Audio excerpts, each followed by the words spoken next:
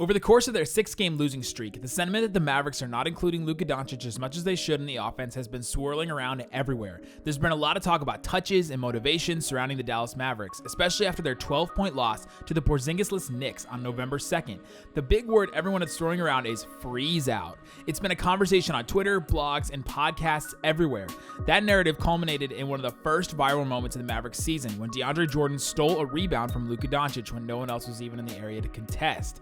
Let's break down that moment and see if there's any validity to the idea that the Mavs are actually freezing Luka Doncic out of the offense. Tim Hardaway Jr. pulls up for a 3, and Luka and DeAndre are the only players in the paint. They both go up for it, and DJ tips it to himself. Some people have been saying he's pushed Luka or shoved him, but if you watch his left hand, it looks more like he was just trying to keep himself from running into Luka. Then Luka turns toward the crowd, and we can't see his face, but it seems like he didn't enjoy getting bumped by his own teammate. Mark Cuban can also be seen in his usual seat reacting to this moment, and he does not look too pleased with it either. According to Mavs.com, Rick Carlisle addressed the situation in practice on Monday. Carlisle said since it's in Jordan's DNA as a robo-rebounder to chase down every rebound, reaction on social media was a little bit over the top. Still, it became a topic of discussion. Quote, "We talked about that and addressed it and moved on. When you're struggling to win games, it's easier to look back and be negative. We've got to address things that are the most pressing things and move forward and be positive. But it was addressed." Unquote. Okay, so it was a thing. The fact that Carlisle addressed it means it was a thing. And he just said that they've got to address the things that are most pressing. So it was a thing. But why was it a thing? Why would DJ do this? One Instagram account accused DeAndre and Dennis Smith Jr. of having resentment or jealousy or envy against Luka Doncic.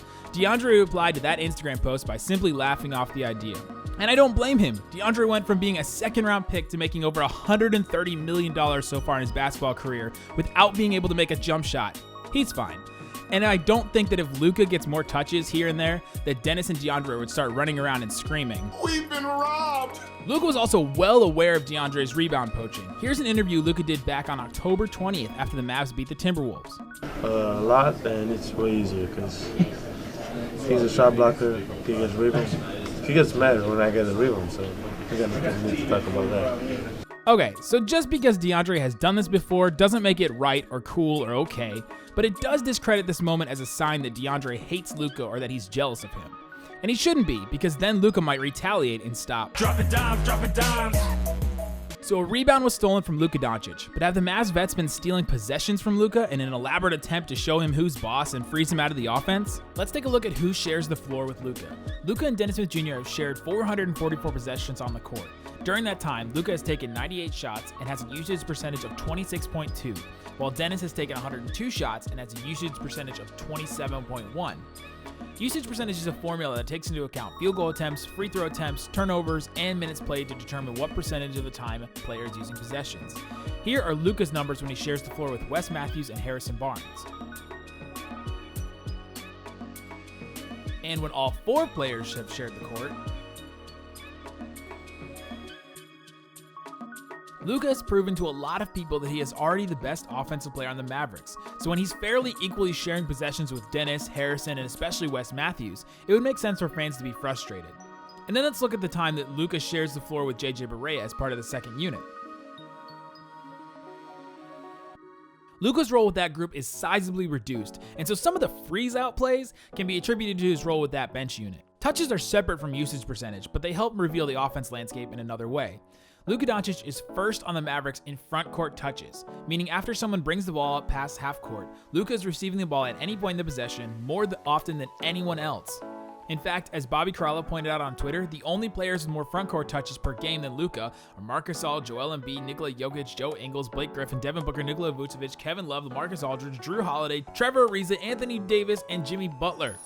Meaning Luka gets more front court touches per game than DeRozan, Durant, LeBron, Donovan Mitchell, Giannis, and Kawhi Leonard. Luka is also receiving more passes than anyone on the Mavericks besides the Mavs point guards Dennis and JJ Barea. So Luka's getting the ball a lot, but your eyes don't deceive you. There are stretches in games where Luka doesn't get the ball at all, and he just stands in the corner. Luka seems to get his shots and touches in bunches, but why? Let's use the already much maligned Wes Matthews as an example. Wes attempts 5.8 drives per game and passes out of those attempts 9.6% of the time. That's by far the lowest percentage in the NBA. He also attempts 3.4 post-up attempts per play and passes out of 32.3% of those attempts. While 19 players in the league pass out of post-ups less than he does, the only wings or guards in that group are Giannis and Kawhi Leonard.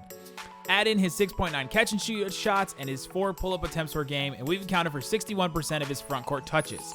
More often than not, if Wes gets the ball, he's going to attempt some shorter shot. There was almost a 5-minute stretch in the fourth quarter against the Jazz where Luka only attempted 1 shot and only touched the ball between 6 and 7 times.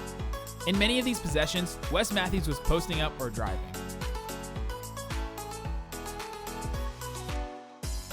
And some of these shots aren't terrible shots either, but there are the 10%. The Mavs are also running a ton of offense through DeAndre Jordan, whether it's through pick and roll or just throwing an entry pass to him on the elbow or the top of the key and allowing him to try to make a play.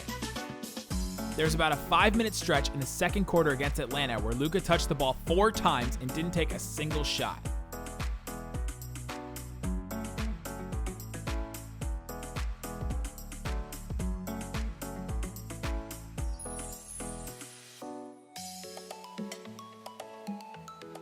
Both Wes Matthews and DeAndre Jordan are in contract years, so it makes sense that they're using a ton of possessions and appear to have selfish motivations offensively.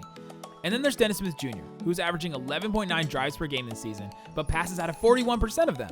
The only 2 that pass more often are Ish Smith and Joe Ingles in the entire NBA. Dennis still does run a lot of isolations, takes 5 pull-up shots a game, averages 8 potential assists, and as previously noted, has the highest usage percentage on the team.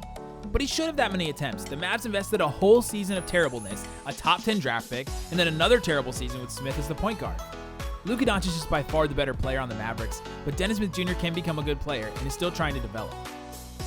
Between those 3, JJ Barea and Harrison Barnes' modest amount of isolation attempts, those are the plays that take the ball out of Luka Doncic's hands and force him to stand in the corner. It's not about the veterans looking off Luka or ignoring him because there's some kind of rift or jealousy. They're all trying to do their own thing their own way.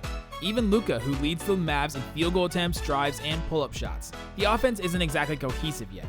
And with 4 ball handlers on the floor that all have the green light from Carlisle, between 2 and 4 players will be standing in the corner on every possession. It just so happens that the ones where Luka is hunched over there stand out the most. If you enjoyed this video, please subscribe to the channel, follow me on Twitter @NickVanExit, and subscribe to the Locked On Mavericks podcast wherever you get your podcasts for more Dallas Mavericks coverage. Thanks for watching. Boom.